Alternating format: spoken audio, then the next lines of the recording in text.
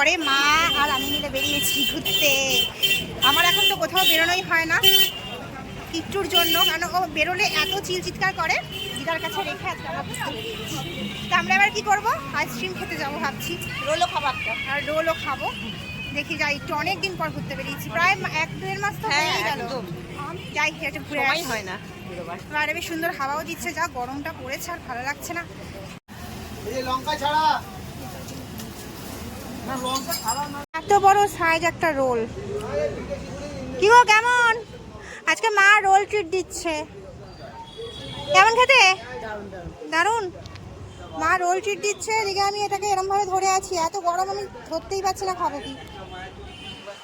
গরমে আরো আমার এটা গরম খেতে অবস্থা খারাপ হয়ে যাবে। এত বড় সাইজটা, দেখি এটা উদ্ধার করার চেষ্টা করি। খেয়ে দেখি কেমন। এটা মনে হচ্ছে চকলেট হবে। চকোবার একই রকম, চকোবার চক খালি এটাই খাই। এই নতুন নিলে এই যে এটা দেখতে সুন্দর, বেশ একটা মানে স্কাই কালারের উপরে আইসক্রিমটা দেখতে। আচ্ছা, আইসক্রিমটা বেশ কিউট দেখতে, মানে কালারটা আমার হেভি লেগেছে, কালার কম্বিনেশনটা স্কাই কালারের উপর।